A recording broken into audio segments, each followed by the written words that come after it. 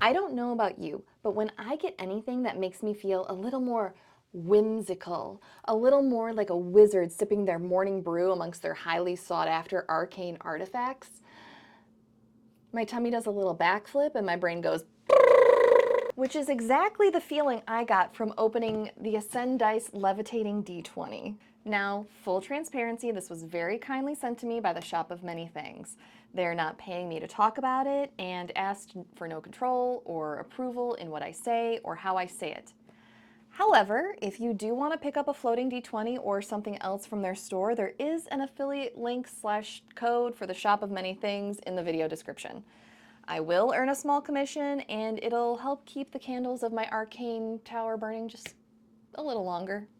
Shut up and take my money! Now that the disclaimer is out of the way, let's take a look at what's in the box. And if I'm completely honest, this is the nicest box that I have ever gotten a D20 in. It feels like I'm opening an Apple product. In the box, you get a cork mat, power cable, the base, which comes in black and walnut, and one of the 33mm floating D20s. My other two dice came in separate boxes, both of which had a small LED in the lid, which is honestly a really magical way to present them. I can't float more than one of these at a time, but I still want to display all three dice. There is no instruction manual in the box, but setup is very easy. All I had to do was plug the base into power and align my die with the center of the base. The cork mat definitely helps me align the die consistently. When I don't hit that sweet spot, the die sticks to the base instead, which is much less magical. So, how does it work? Magic. Well, magnetism, but magnets have always felt like magic to me. This image from the Kickstarter campaign explains the science used to create the floating effect. Within the base, there are 4 electromagnets and 4 magnetic field sensors. These create the force which causes the permanent magnet housed within the die to levitate. Around these is a permanent stabilizing magnet, which surrounds the other 4 and does exactly what the name implies. Through a special resin pouring technique, the dice are created around a hollow core. This core houses a freely moving spherical neodymium magnet.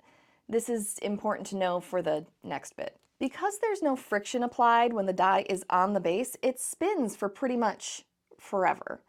You can remove it from the base and roll it on the table.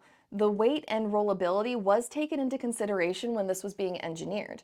Unlike other levitating items you see online, the magnet in this one is round.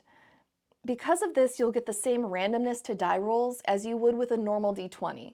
But the movement of the magnet inside was a bit loud, and I had to use slightly more force than normal to facilitate a roll. I found it a lot more fun to spin it on the base and then quickly swat at it so it just stuck to one of the magnets on the base. I got a 3. Just make sure you use the cork mat for this so you don't accidentally crack your base. I can think of a few fun use case scenarios for this beyond it just being a piece of interesting, nerdy decor. First, you could use it as your die of intimidation, a die that you reach for really important roles. Maybe for a bit of drama as the GM, or for a significant story beat for your players. Secondly, is to turn it into a tavern minigame or dungeon puzzle. To make a minigame out of it, have the players take turns stacking their own die on top of the floating D20. The first one to knock over the stack of dice or cause the D20 to stop levitating loses. Just make sure they don't use metal dice for this. This is a resin-only activity.